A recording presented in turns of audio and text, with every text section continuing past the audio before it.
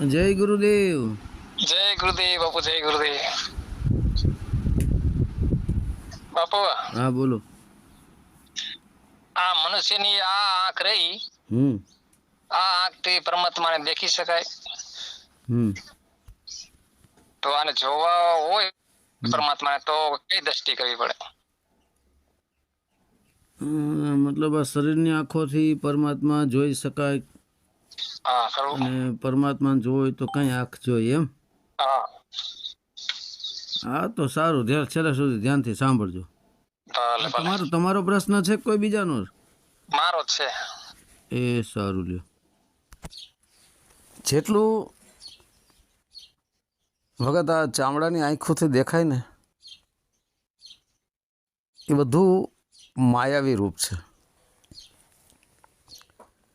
કારણ કે ચામડાની જે આંખો છે એ પણ માયા દ્વારા જ બનાવવામાં આવી છે. જેને હું કહું છું ને, પુરુષ અને પ્રકૃતિ. પ્રકૃતિમાં આખી દુનિયા આવી જાય, બરાબર, આખું વિશ્વ. આપણે પુરુષ અને પ્રકૃતિ વિશે પણ ઘણીવાર વાત કરી છે ભગત, કે પ્રકૃતિ બરાબર, પર પ્લસ કૃતિ, પછી પુરુષ, પુરુષ પર અને કૃતિ. પહેલાં પુરુષ શબ્દ બોલવામાં આવે છે, એના પછી પર શબ્દ બોલવામાં આવે છે, એના પછી કૃતિ બોલવામાં આવે છે, બરાબર. તો હવે આપણે નીચેથી ઉપર તરફ જઈએ એટલે પહેલાં કૃતિ આવે, કૃતિ પછી પર આવે ને, કૃતિ પર, સીધું બોલો તો પ્રકૃતિ. તો કૃતિ જે છે ને ભગત, આ સઘળું જે આપણી નજર સમક્ષ ઉપસ્થિત છે તે સર્વસ્વ માયા છે. શું કામે માયા છે? કારણ કે ચામડાની આંખો દ્વારા આપણી દ્રષ્ટિ ગોચર જે થઈ રહ્યું છે એ સર્વસ્વ માયા. પછી એ માયાથી ઉપર જે છે ને પર, એ જ ભગત આ ચિત્ત છે, આ સુરતા છે. કારણ કે સુરતા દ્વારા સઘળું આ બનાવવામાં આવ્યું, ચિત્ત દ્વારા જ આ બનાવવામાં આવ્યું. માનો કે તમારે તમારા ખેતરે જવું છે અને તમારે તમારા ખેતરના ક્યારિયા પાડવા છે, સાહ પાડવા છે, ક્યારિયા બનાવવા છે. તો તમારી ચિત્તરૂપી સુરતા ખેતરે ગઈ કે મારે મારા ખેતરના ક્યારિયા પાડવા છે, અને પછી એમાં પાણી જવા દઈને પછી વાવણી વાવીશ, બરાબર. તો પહેલાં તમારી ચિત્તરૂપી સુરતા ગઈ ને ત્યાં, પછી તમે ક્યારિયા બનાવ્યા ને. તો ક્યારિયા કોને બનાવ્યા? ચિત્તરૂપી સુરતાએ. કારણ કે તમારી ચિત્ત પહેલાં ગઈ તો તમે, ચિત્તરૂપી સુરતા ગઈ તો તમે ક્યારિયા બનાવ્યા ને, નકર બને. એટલે ચિત્તરૂપી સુરતા દ્વારા જ આ બધું બનાવવામાં આવ્યું, જેમ તમે ક્યારિયા બનાવ્યા તેમ, બરાબર. પછી જે તમે ક્યારિયા બનાવ્યા ખેતરમાં એને કૃતિ સમજી લ્યો. કારણ કે એમાં તમે ડિઝાઇન પાડીને ચોરસ ને લંબગોળ ને લાંબુ, ખેતરના આ છેડેથી ઓલા છેડા સુધી લંબાઈ અને પહોળાઈ, બરાબર, તમે બનાવી અને ક્યારિયા બનાવ્યા, એટલે એ કૃતિ સમજી લ્યો. એનાથી ઉપર પર છે એ તમે સ્વયં ચિત્ત સમજી લ્યો. એટલે આ ચિત્તરૂપી સુરતા દ્વારા કૃતિનું નિર્માણ કરવામાં આવ્યું છે. હવે કૃતિ એટલે આ જેટલું દેખાય છે એનાથી પર ચિત્ત, એ પ્રકૃતિ, બે મળીને પ્રકૃતિ થાય, બરાબર. પછી ચિત્તની ઉપર છે ને એ પુરુષ છે, પુરુષ, પુરુષ છે ને ભગત, એને જ આત્મા કહેવાય છે. પુરુષ એ જ આત્મા. કારણ કે પુરુષ અને પ્રકૃતિ કીધું છે. હવે પ્રકૃતિને નારીવાચક શબ્દ કહેવામાં આવે છે અને પુરુષને નરવાચક શબ્દ કહેવામાં આવે છે, બરાબર. એવી રીતના આજે ચિત્ત દ્વારા, ચિત્તરૂપી સુરતા દ્વારા જે ટોટલ કૃતિનું નિર્માણ કર્યું, કૃતિ એટલે બધું દ્રશ્ય, અને એની ઉપર પરરૂપી ચિત્ત અને એની ઉપર પુરુષરૂપી આત્મા. જેવી રીતે નારી છે ને, નારીને તમે કૃતિ સમજી લ્યો, કૃતિ. અને ધરતી માતા એ પણ સઘળું પ્રકૃતિ. તો માતા ધરતી અને નારી એ બે એક જ છે, એમાં કાંઈ ફરક નથી. એટલા માટે હું કહું છું જગતને કે ભાઈ નારીનું સન્માન કરો. નારી માતા છે, નારી દૈવી શક્તિ છે, પૃથ્વી દેવી શક્તિ છે. કારણ કે પૃથ્વી રૂપી આ પ્રકૃતિ રૂપી દૈવી શક્તિ ન હોય તો અનાજ કોણ લાવે, પાણી કોણ લાવે, વાયુ કોણ આપે, આસમાન પણ પ્રકૃતિમાં જ આવે. ટોટલ પ્રકારનું ઘઉં, જુવાર, બાજરો, જેટલો ખોરાક ધન ધાન્ય આપણે ખાતા હોય છે એને પ્રગટ કોણ કરે છે? માતા પ્રકૃતિ. એની ગોદમાંથી ધરતીમાંથી ઉગે છે ને આપણે ખાઈ છે ને આપણું જીવન નિર્વાહ ચાલે છે ને. તો એમ ધરતી એ માતા છે, એ પ્રકૃતિ માતા છે, એ કૃતિરૂપી માતા છે. એમ નારી પણ છે ને ભગત, એ નારી પણ એક માતા જ છે, સમજી લેજો. અને જે કોઈ નર નારીનું સન્માન નથી કરતા તે મારી દ્રષ્ટિએ નર છે જ નહીં, અસુર છે, એ પિચાસ છે, એ દાનવ છે, એ રાક્ષસ છે. કારણ કે નારી છે ને એને નારાયણી કીધી છે. નારાયણ એ ભગવાન છે, એ પરમાત્મા છે. નારા એટલે શબ્દ, યણ એટલે ઘટ, આ દેહ. નારા એટલે શબ્દ, યણ એટલે ઘટરૂપી દેહની અંદર જે શબ્દ ગાજી રહ્યો છે એ જ ભગવાન છે, એ જ પરમાત્મા છે. ભગવાન બોલવા માટે કહું છું, પણ એ જ પરમાત્મા છે, એ જ આત્મા છે. અને શરીર જે છે એ કૃતિ છે. આ દેહરૂપી કૃતિની અંદર નારારૂપી શબ્દ, યણરૂપી ઘટ. બરાબર? તો હવે એવી રીતે નારીને નારાયણી કીધી છે. કારણ કે શબ્દ છે એ આત્મા છે. નારાયણી, યણ એટલે ઘટ ને યણી એટલે ઘટમાં રહેનારી શક્તિ, ચિત્તરૂપી શક્તિ. ચિત્તરૂપી સુરતા ન હોય, શક્તિ ન હોય તો તમે કોઈ કામ ધંધો કરી શકો? તમારું ચિત્ત ભ્રષ્ટ થઈ ગયું હોય, તમારું ચિત્તનું તમે બેલેન્સ ગુમાવ્યું હોય તો એ માણસ પાગલ થઈ જાય, માનસિક રોગી થઈ જાય, કાંઈ કરી શકે? એટલા માટે નારી આપણી કાઠિયાવાડી ભાષામાં છે કે નારી તું નારાયણી, નારી રતનની ખાણ, નારીથી કંઈક નર નિપજ્યા, સંત સુરા ભક્ત ને દાતાર. શું કીધું? નારી તું નારાયણી, નારી રતનની ખાણ, રતન એટલે હીરા થાય. નારી થકી કંઈક નર નિપજ્યા, સંત સુરા ને દાતાર. માતા વોથલ પદમણી નારી હતા કે નહીં? 3 રતન પ્રગટ કર્યા. કેટલા? ઓઢા જામ દ્વારા 3 રતન. પહેલું રતન સંત મહાન ડંકા મારી દીધા ગેબીનાથ, જે મેપા ભગતના ગુરુ છે. અને મેપા ભગતના શિષ્ય રતા બાપુ મોલડીવાળા, પછી પાડિયાદ, વિહામણ બાપા, દાના બાપા, ગીગા બાપુ, આ બધાય એની અંદર જ આવે ગેબીનાથમાં. એ ગેબીનાથ, પછી જેસલ અને પછી જખરો. આ 3 રતન જન્મ્યા. કોને? માતા ઓથલ પદમણીએ. આ રતન જન્મા કે નહીં? એક તો ભક્ત. ભક્ત કોણ થયા? ગેબીનાથ, કંઈક ને તારે લીધા. પછી જેસલ બારવટીઓ હોવા છતાં માતા તોરલનો સંગ થયો, અને તરી ગયા ને. પછી જખરો. બરાબર? તો આવા કેટલા દાખલા આપું, કેવા દાતારો થઈ ગયા. તમે જુઓ, સતદેવીદાસ, અમરદેવીદાસ, માતા ગંગા સતી, પાનબાઈ, વિહામણ બાપા, કેટલા ભૂખ્યાને ભોજન આપ્યું. અન્નનું દાન ન કર્યું, દાતાર નથી? જલારામ બાપા, આ દાતાર નથી?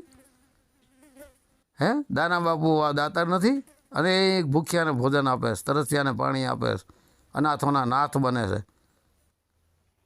તો ભગત, આ છે કાઠિયાવાડની ધરતી. કાઠિયાવાડની ધરતીને કોઈ તમે સામાન્ય ન સમજતા.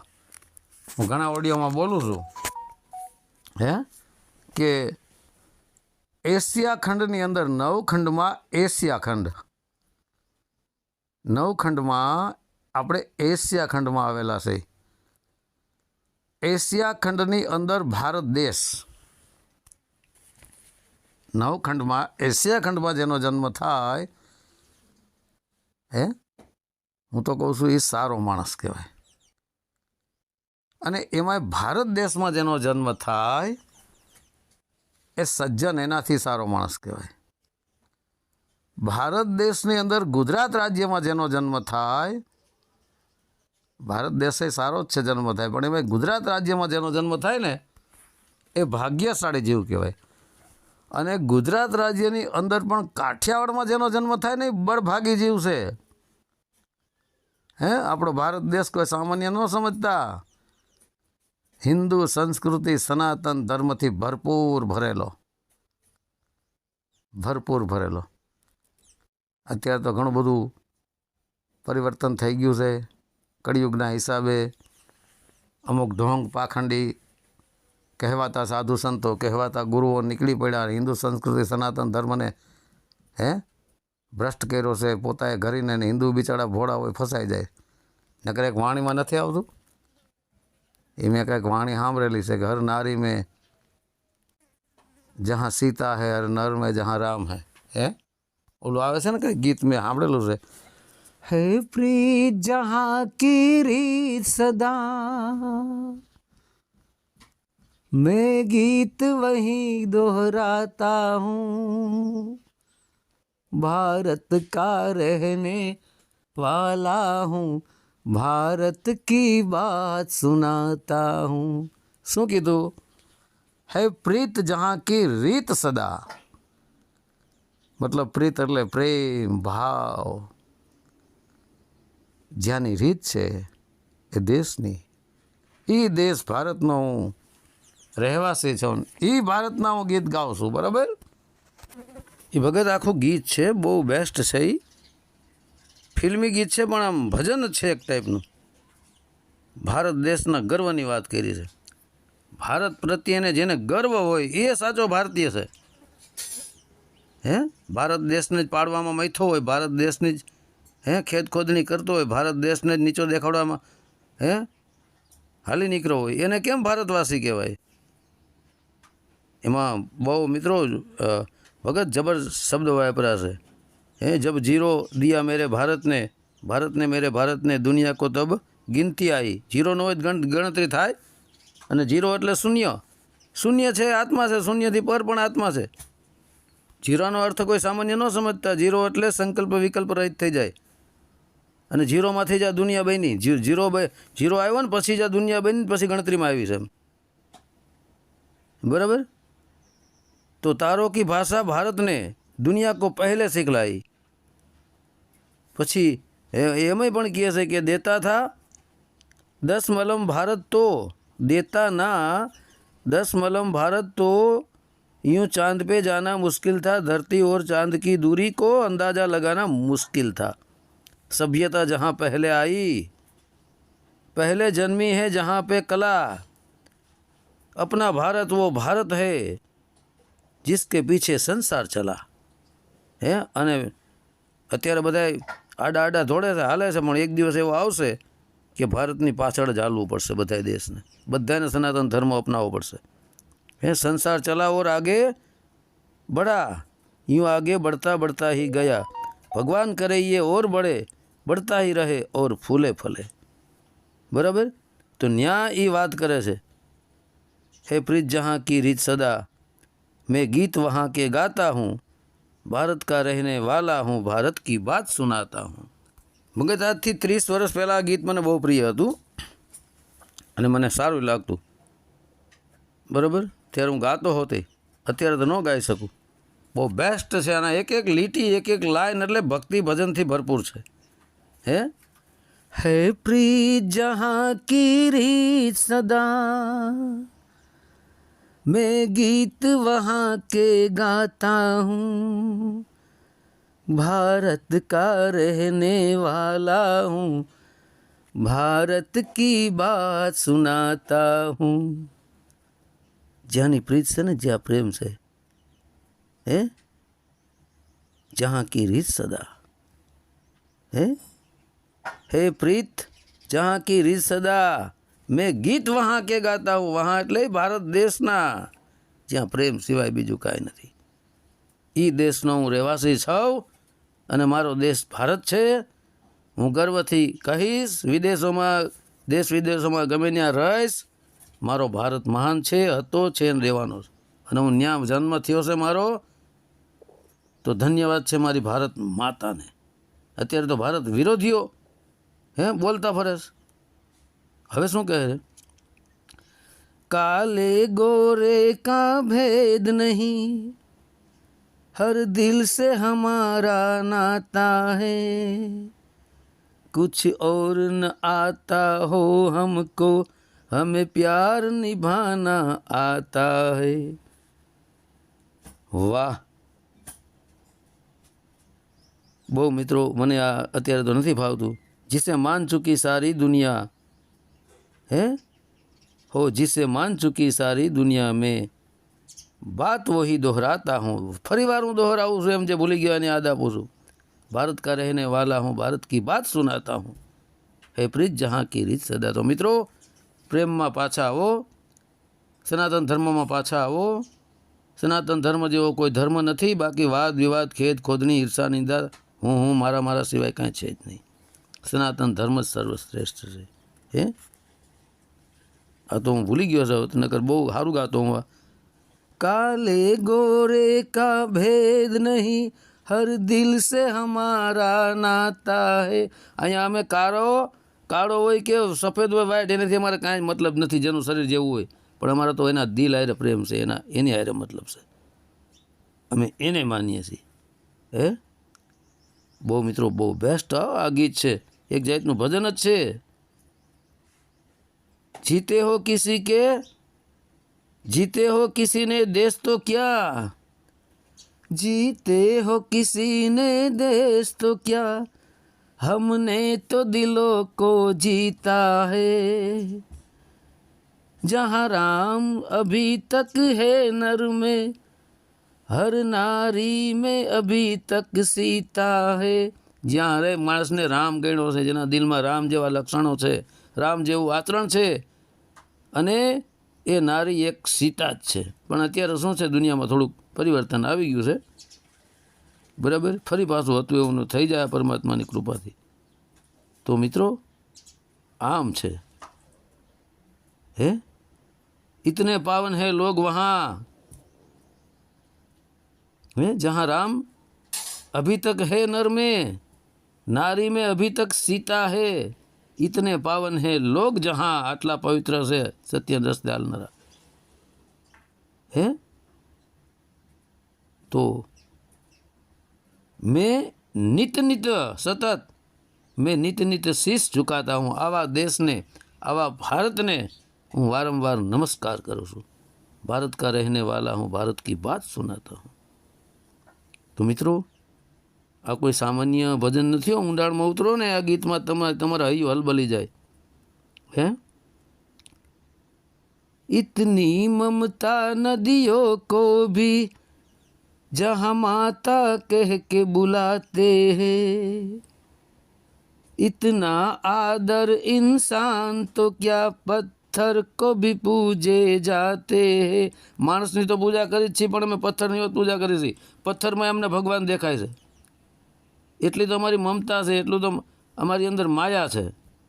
એટલે આપણા ગુજરાતીના કવિએ પણ કીધું છે કે આપણા મલકના માયાળું માનવી, આપણા મલકના માયાળું માનવી, માયા મેલીને મરી જાવું મારા મહેરબાન, હાલો ને આપણા મલકમાં.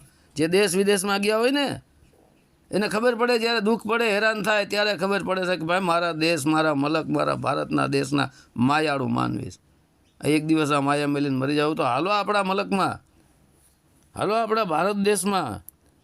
એ આપણા માનવ સાચા છે. એની હારે હરી મરીને આપણી જિંદગી આપણે પૂરી કરીએ. તો મિત્રો ભારત દેશ જેવો દેશ વિશ્વમાં ક્યાંય નથી. હશે કોઈ નો એવું એમ નહીં, પણ ભારત દેશમાં ભાવ, પ્રેમ, ભક્તિ, સનાતન સંસ્કૃતિ, હિન્દુ સનાતન સંસ્કૃતિથી ભરપૂર, દરેક પ્રત્યે ભાવ, પ્રેમ, જીવ માત્ર પર દયા. મિત્રો આ છે ભારત દેશ.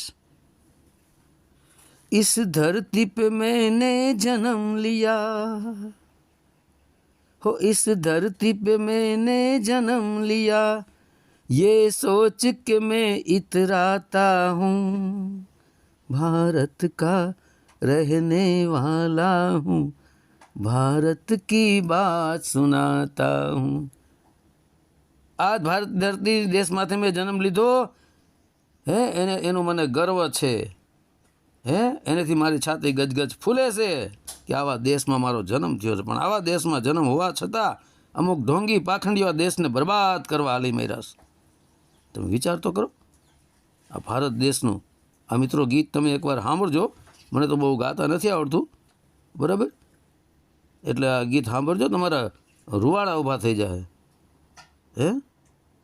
તો એમ છે મિત્રો, આ ભારત દેશ કોઈ સામાન્ય નથી, સમજી લેજો. ભારત માતાને, કૃતિરૂપી માતાને, પર ચિત્તરૂપી માતાને અને નારીરૂપી માતાને કવિ કાગબાપુ અથવા તો ઝવેરચંદ મેઘાણી બાપુ એને કોકે એટલી હદ બારના બિરદાવ્યા છે કે આપણી આંખોમાંથી આહુડા પડી જાય એવી કલ્પના, એવી રચના કરી છે. શું કહે છે ખબર? મીઠા મધુન મીઠા મેં લારેલો, મીઠા મધુન મીઠા મેં લારેલો, એથી મીઠી છે મોરી માત રે આ જનની, નિજોડ સખી નહીં જડે રેલો, આ જનની નિજોડ સખી નહીં જડે રેલો. મીઠા મધુ ને મીઠા મેહુલા, એથી મીઠી છે મોરી માતરે આ જનનની જોડ સખી નહીં જડે. એટલે કહે છે કે મા ઈ મા બીજી વગડાની વાહ, માથી મોટું આ જગતમાં કોઈ નથી.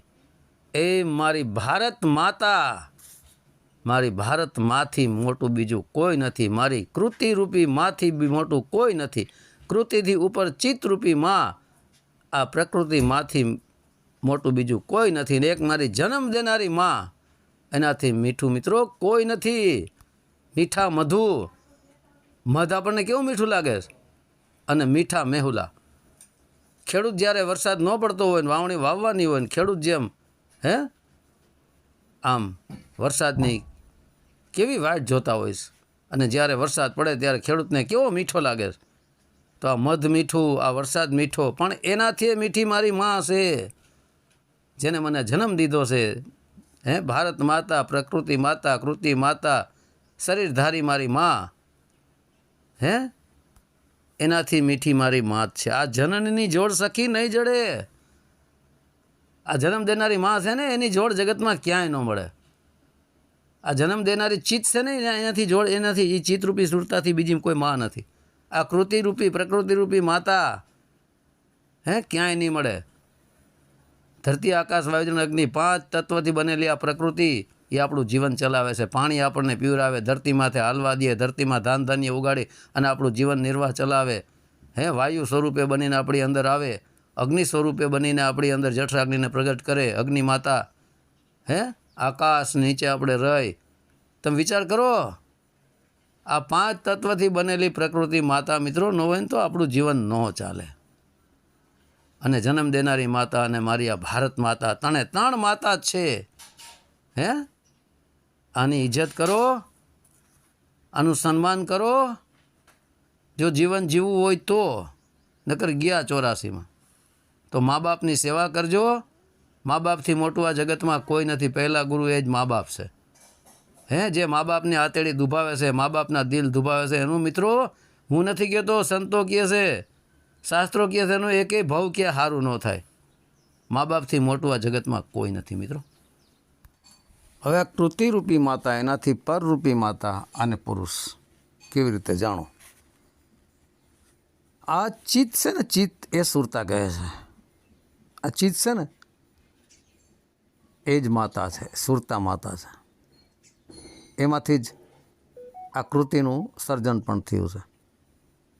પુરુષ અને પ્રકૃતિ. પુરુષ છે ને એ આત્મા છે. બરાબર.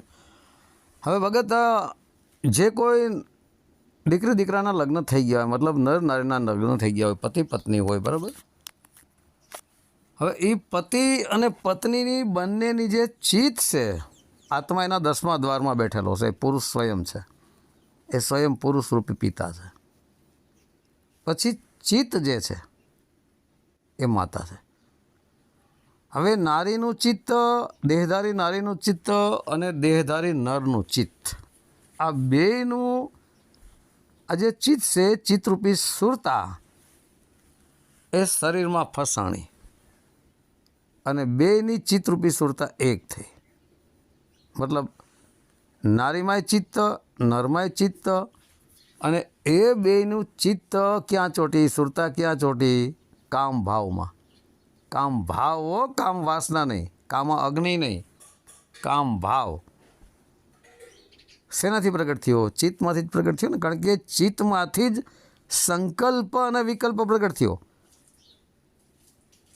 હે, દેહધારી નરના ચિત્તમાંથી સંકલ્પ વિકલ્પ પ્રગટ થયો, દેહધારી નારીના ચિત્તમાંથી સંકલ્પ વિકલ્પ પ્રગટ થયો, કામ ભાવનો. એટલે બંનેનું કામ ભાવ થયું ને. તો ચિત્ત છે એ પર છે, અને નરમાં અને નારીમાં બેયમાં પુરુષરૂપી આત્મા છે. તો આ ચિત્ત દ્વારા બંનેની અંદર, ચિત્તરૂપી સુરતા દ્વારા બંનેની કામ ભાવ ઉપર ચોટી. કોણ ચોટી? આ ચિત્તરૂપી સુરતા. પછી બેયનું મિલન થતાં કૃતિનું નિર્માણ થયું ને. હે, એક 5 તત્વનું જે શરીરની કૃતિનું બીજું નિર્માણ થયું કે નહીં? બાળકનો જન્મ થયો કે નહીં? કૃતિ સમજી લ્યો. થયું કે નહીં નિર્માણ? કોના જરીએ થયું નિર્માણ? ચિત્તના જરીએ. નારીની ચિત્ત પણ કામ ભાવમાં ચોંટ્યું, નરનું ચિત્ત પણ કામ ભાવમાં ચોંટ્યું. બંનેનો કામ ભાવનો સમન્વય થતાં ત્રીજા એક બાળકનો અમુક ટાઈમ, હે, 9-10 મહિના થતાં નિર્માણ થયું ને કૃતિનું, એક બાળકનું. તો આ જ રીતે ખ્યાલ આવ્યો ને કે કૃતિરૂપી બાળકનો જન્મ કેના દ્વારા થયો? ચિત્તરૂપી સુરતા દ્વારા ને. અને ચિત્તને શક્તિ કોને આપી? પુરુષરૂપી આત્મા જે 10મા દ્વારમાં છે. બરાબર. તો આ રીતે પુરુષ અને પ્રકૃતિ છે.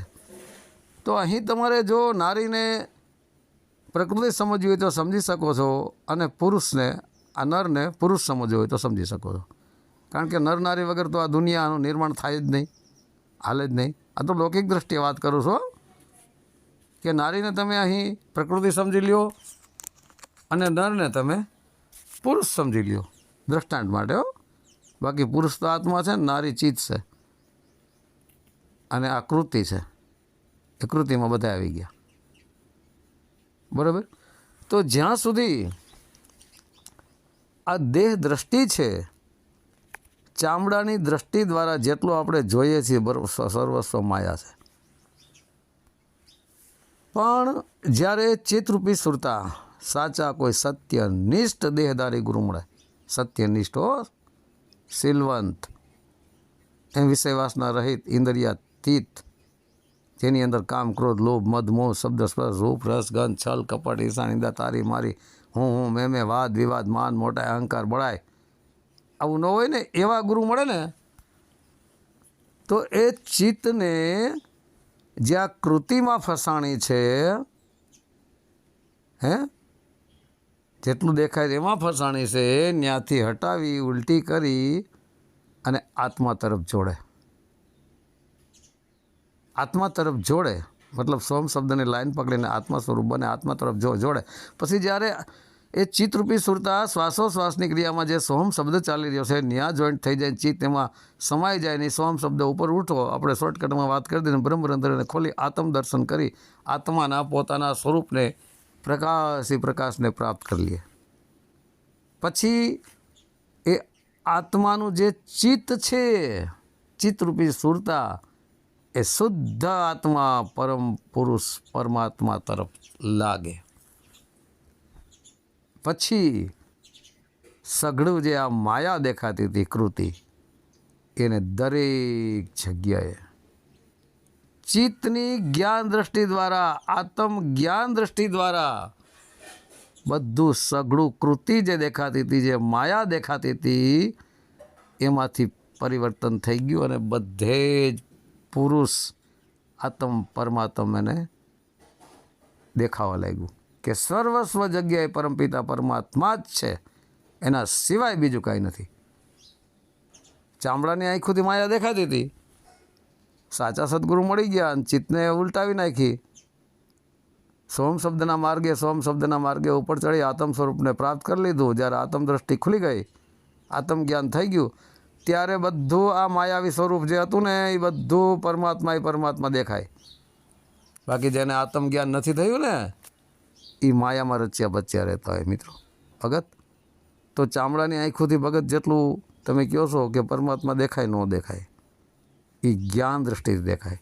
દ્રષ્ટિ એટલે આંખું, એકા ચામડાની દ્રષ્ટિથી ન દેખાય પરમાત્મા, પણ જ્ઞાન દ્રષ્ટિથી બધા દેખાય. જ્ઞાન દ્રષ્ટિ દ્વારા દેખાય, જોઈ શકાય આત્માને.